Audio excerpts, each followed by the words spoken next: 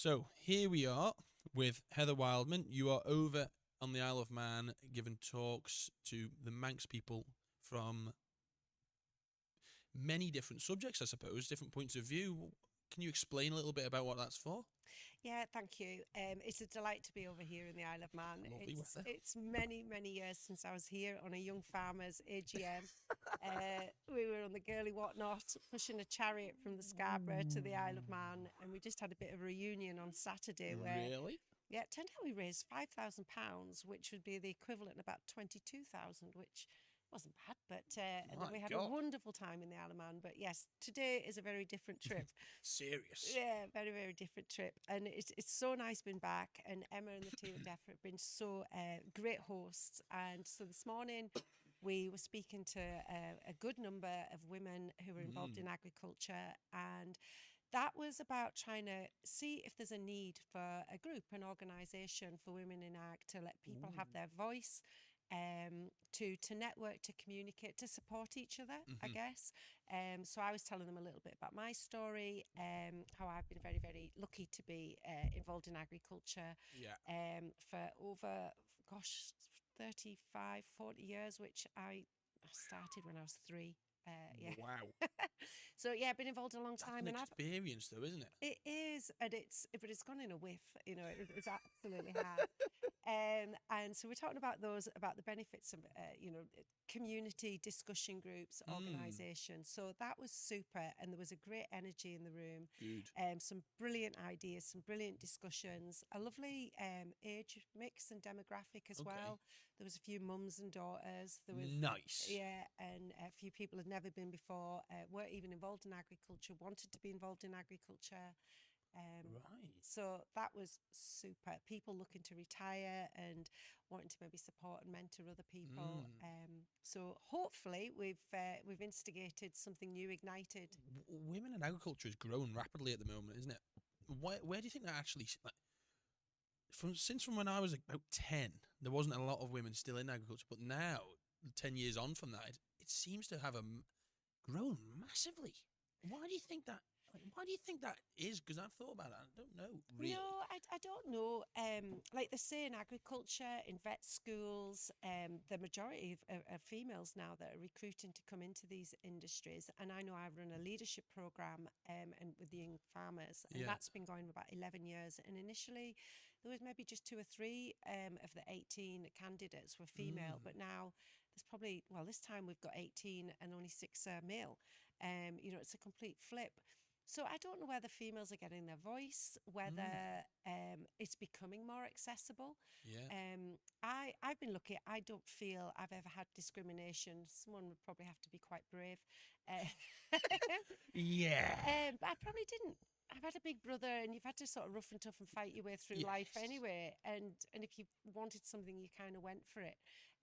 I was lucky to work in the dairy sector, and I remember I think I was only about 22, 23, and I was capital plant salesperson for De Laval, selling bulk tanks and milking equipment. And I was traveling all through the UK doing that. And that probably, when I look back, was really unusual, but I didn't know any different. Did you feel respected? It was fascinating. It really worked in my favour because I was Oh based in yeah. Northern Ireland for about 3 months, and I would get invited onto farms, and the competitors would be saying, "Oh, you don't want that young lassie from De Laval, or she knows nothing, that young lassie." Oh. And folk would say, "Well, why is everyone talking about this young lassie?" And so and I've never, like, I had some families I had to go for supper certain nights a week. Some families then came and visit. My mum and dad do bed and breakfast in the Lake District. They're farmers as well, and they would come and stay. It was incredibly welcoming. So Yeah. for me, yeah. So I don't know. I think women are just realizing there's a lot of negativity in a lot of the existing discussion groups, forums, organisations. There's a lot of talking agriculture down. And for me, this really galls me. I Yeah. think agriculture is one of the strongest industries out there at the moment. And I tell you what, I wouldn't want to swap my deck of cards for some of the other jobs and industries out there. We do have security. We have so many options. We need to stop talking ourselves down. Yeah. So explain about what strength. Why is it a strong area at the moment? Because there is so much negativity. In your opinion, what would the positives be for young people to get involved? Agriculture is one of the most diverse industries. There are so many skill sets to be involved in. You know, the multi-talented, multi-skills. To be a farmer, you know, you're an agronomist, you're a vet, you're a blacksmith, Electrician. you're a fabricator. Yeah. Well, you shouldn't maybe be an electrician, but a plumber. Yes. You know, oh God, there's so many, and it is wonderful. But the other thing is the exercise, the air, the physical, the things, and we get talked down into the loneliness, the isolation, the hard work, the volatility, the pressures from government, external. Yeah. Trust me, they happen in other industries, other organisations as well. It is not just farming. And I think we need to look up rather than all woes and see where are our opportunities. And it really galls me at the moment that, you know, folk are moaning about farming and hard hours. Like, price of beef and sheep, it's been fabulous. Yeah. Dairy's been fabulous. Yes, it's taken a bit of a downturn now, but it was really, really good. And when do we go back to Joe Public and Joyce Public and say, do you know what? You guys really got behind us in those hard times and supported food, farming and agriculture. Thank you. But we don't. You know, when things are good, we go quiet. And when things are really, really hard, we're out there protesting, getting angry. And is anger the best way to deal with the problem, though? That's what I would say in that situation. I think at the moment, I'm seeing a much more measured approach. There's more discussion and engagement, I guess, which is really, really nice.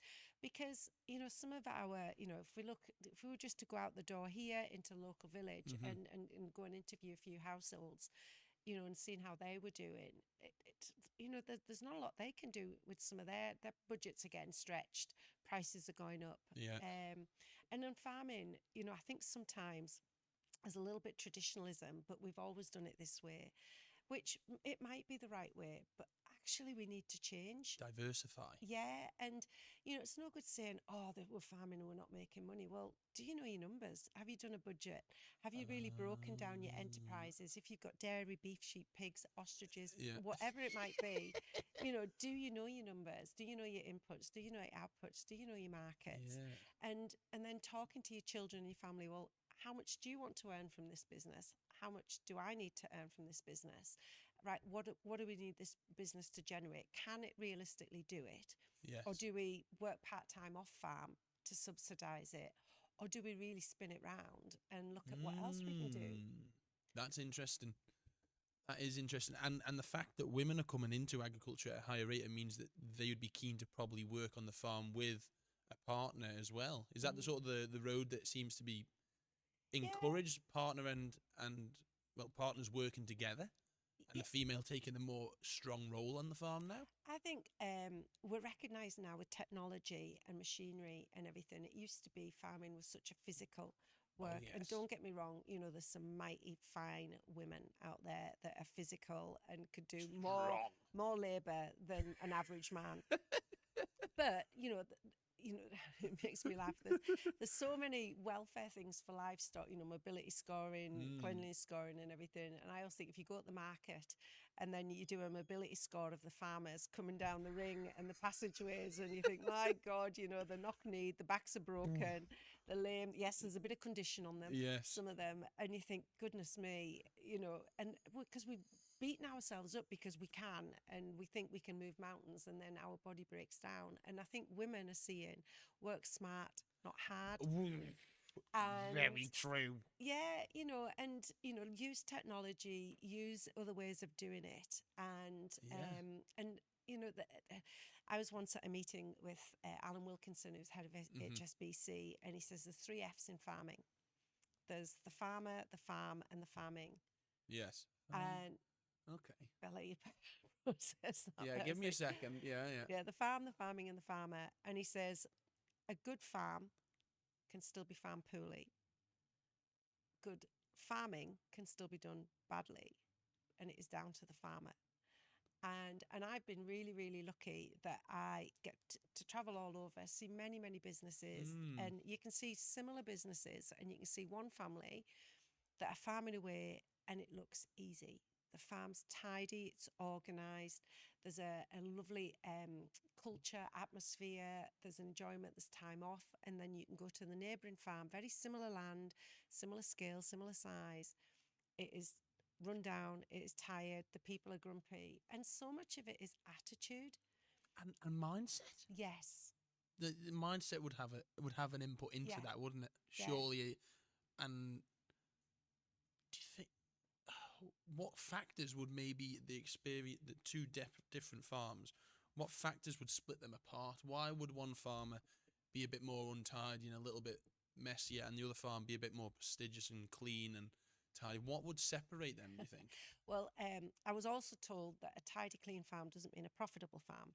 So, because Yeah, very true. Show yeah, farms, so to show speak. farms, yeah. So sometimes all show and no dough can be a real thing. You know, there's a lot of putting. We've got all the kit, we've got all the nice grass Yeah. verges, and everything looks great. But we're maybe up to our neck in finance and debt, and sometimes some of the more interesting farms, should I say, can really be sharp and sassy, but they've decided, they don't need to invest in the best tractors. They don't need to invest in concrete because that's not going to generate a return on investment.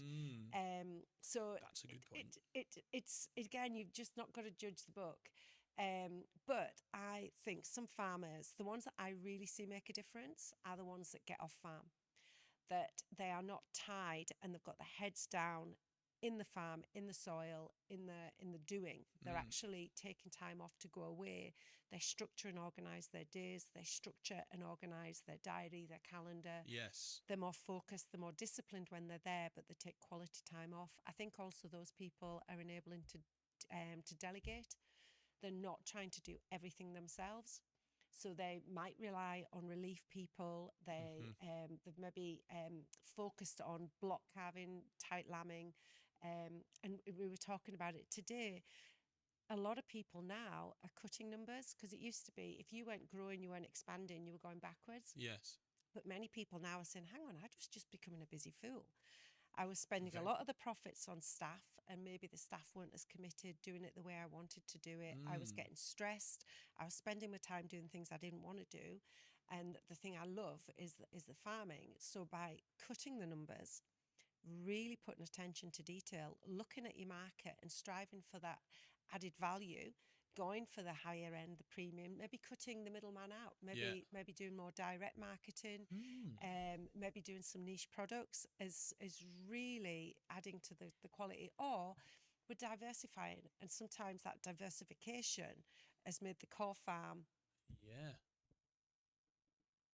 That is interesting. You sometimes just to think about that and realize that things are moving, but doesn't have to necessarily mean bigger and better. But it depends what motivates you. What's Yeah, your driver? yeah, Because yeah. for some farmers, they've just got to be farming. They've just got to be out working. Because you can have a huge turnover but small profit, can't you? You've grown the numbers to 400 head of dairy cows, but your profits haven't actually grown that much because you've had to pay more staff to get to that point. Yeah, and you may be having to feed more, Yeah. and are you really looking at your costs? And sometimes we're just feeding that because that's the way it's always been done. But is that the right thing? And would we be better settling for less litres and getting more out the grass, tightening the calving pattern? Yeah. Are we carrying too many cows that aren't getting pregnant because we like them, or that grandpa bought them? Well, I know she's 14, but we'll give her another go. Yeah. So it's been really honest about that. And then that's, to me, is honest about why are you farming? Yeah. And That's some a great farmers, question. some farmers, it's not about profit. It is about the freedom to make the decisions. It's the freedom to be in charge of your own place. So don't moan when you're not making money, because it's not actually what your driver is. Just say, I've got the best life. I get to farm the way I want. I've got livestock that I know all the names and everything. And for me, that's really, really important. Incredibly important. Whereas other people, it's about being the best pedigree. It's been the best in the show. It's been the best, been bigger. It's been making more money. We're all different. So for me, it's really important. What's your motivator? What's your driver? What are you really about? And then own that and be honest about it. Do you think many farmers have been questioned that before? When you go to somewhere new and talk to people, do people get questioned and asked that sort of thing very often? They do by me. So you're also here on the Isle of Man to talk about succession. Yes. Am I right? Yeah. Yes. So let's talk a little bit about that now. I've done a little bit of research into what that means, But tell people how you approach it, I think. How you approach those conversations of succession, because that is a subject that some people probably have never thought about, I would say.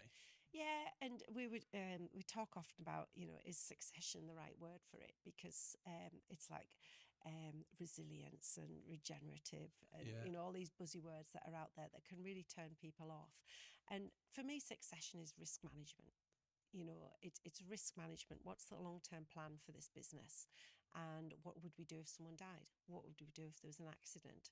And so a lot of mine is just open questions. And why are we farming? What do we want to do? What's important to you? Yeah. And also, what do we feel about the business? And some people are trapped in farming because there was an expectation that they would take it over. It was an expectation that they would hold it on till the next generation. And some people, it's horrible for them. It's terrifying for them. It actually overwhelms them because they'd rather be doing something else. And I think that's really That's sad. insane. And then there's other people that are champing at it, desperate to get at it, have got such good ideas, ambition, but they're exiting. The older generation won't let go, and it's a control and it's a bit of a manipulation, and they're afraid because if I'm not farming, who am I? What am I? Because a lot of It's almost like their identity. it absolutely is. It absolutely is. And for me, it's how we separate that. And and a lot of people sort of accidentally come into the farming business. We don't talk about roles and responsibility. We don't talk about skills and desires. We don't talk about identity and being valued. So if we sort of come in and treat it more like a business and say, right, well, who's going to be in charge of the finance? Who's going to be in charge of the strategy and the direction? Who's going to be in charge of the grass management? Who's going to be in charge of the livestock? Who's going to be in charge of the diversification? Who's going to feed us? Who's going to make sure that we're safe and we're looked after, and that our home is looked after? Because these are all really valuable parts of the wheel, of the cog that drives the engine. There's so many bits of it, so why not break it down? And where are you really good at? Well, tell you what, why don't we give you that job? And that's really important. Responsibility. People feeling like they're responsible and feel important, Yes. because that'll drive the business on no matter what job they do, realistically. Yeah, because they own it and they've got accountability. Bingo. That's huge, isn't it? Accountability is massive. So it doesn't mean that people have to retire, people have to drop off, because what we can say is if we know our business model is there is a safe place for you here forever, but we also have to make sure this is a viable business. So how do we fund all of that? And how do we let the control and the power and the manual work and the ownership maybe transition down, but we always leave a safe place and we look after, the senior generations. Yeah. And that can all be done. Wow. But if you can work together and live together. So if a farm isn't ran like a business, what is it then? Is it a hobby? Is it ran like a hobby? I don't know. Do you know when you go to somewhere and it's not ran like a It's business and just they're a not keeping farm. track I'm of things? just a farmer. Yeah, I'm just a farmer, because that I don't know what that means. Not a business. That's a strange. But we're That's just a farmers, strange and term. that's something I think I would really like our farming sector to shake themselves out of, and see you are a farming business. What we do is farm the land, farm the livestock, but and look after the environment, nature, and everything as well. So we really need to hold our heads up and say, actually, we are a really integral part of the community to the future of this country. Oof. And Ireland. Very, very much so. And just to start finishing this up, I've got a couple of questions that I've thought about during this conversation. And do you get any what like your most popular questions from young people? So say you go to a conversation and you've got some senior members, and do you ever get asked by teenagers or young adults what's something that they are usually concerned about in a conversation like that? Mum and Dad won't listen to me. Mum and Dad won't listen to me. I can't get my ideas heard. Whatever I say, it's knocked down. And that's a frustration. Yeah. Other times, and to be fair, there was a time it was women in agriculture. Heather, I've done all this work, but Dad won't see me. I'm not seen. because I'm not a boy and because I haven't got children. Yeah. And the parents was looking at selling the farm, but there was a daughter there waving her arms, more than capable, had great ideas, but because she was 40 and hadn't got children, it was deemed, and that was hard. That's a real sticky situation. I've seen a few of those happen, and sometimes just because there is a son, even though they're not the right one with the skills, and this is not going against guys, because there's a lot of young guys don't get heard and things as well. Sometimes as well, from the parents' point of view, it's that trust of the next generation coming forward. You know, do we trust that they've got the skills? Do we trust that they're ready and capable to take it on? Have they done their service? Yes. And Earn their stripes. yes, it is. And are they showing due gratitude for what I've worked hard at to give them? And it's a real, so it's having those conversations sometimes of sitting down, let's get this all out. Why, where are we hitting a wall here? Why is this not working? And so many times it's just because we haven't aired it. We've made assumptions. We think the children don't want to farm. We think it's too hard. We don't want them to have that difficulty in lifestyle that we had. So we've made assumptions and we've made that decision for them. And the children are like, but actually we're striving to do this. We want to do it slightly different. We're ready. We think we've got another way. Will you just let us have a go? And other times, I suppose sometimes there's so much negative press. What we hear about succession, what we hear about farming is the sensational stories. Yes. The one where someone's had the rug pulled out from them, promised everything, darling daughter, son, it's all going to be yours. And then on death, it's been divided. You know, all these things. We hear all these horror stories. So often people are afraid of starting the conversation for the challenge, for the conflict. Yes. But what I tend to find is, just like I said earlier, there's like a release, a relaxing, oh my word, I didn't realise that's what you thought. I didn't realise you wanted to come in. This is so nice to hear. That must be rewarding for you, Heather. Oh, though. it's lovely. When you that must fulfill your day when you hear something like that. It's like, I've done something effective today. Yeah, making a difference. Making a difference. That's my Love whole my legacy in life is to kick asses and save asses. So yeah, folks say, what do you do? And it's soft skills with a sledgehammer. Yeah. Sometimes you need some straight talking and banging some heads together. Yeah. And so many times, you know, it's something so simple, but it means a lot. Is you never said you love me. Yeah. Percy, I love you. Yeah, I love you too, Heather. You never showed any. You never said thanks. Yeah. You never said thank you. You know, I really appreciate what you've done. Thank you. You know, and that goes up the tree as well as down the tree. And I don't know why in agriculture we're really, really bad for that. So that's sometimes what I help enable. Sort of big, yeah. And I think that needs helping. I think you've got a very valid role there. Thank you very much for talking to me, Heather. I think we'll leave it at that. That's it. You gave me I'm going to be thinking about this all night. That's good. I've done my job. You've definitely done your job. Hopefully influence positive change. Definitely. Thank you very much for the opportunity. Thank you very much. Lovely. Perfect.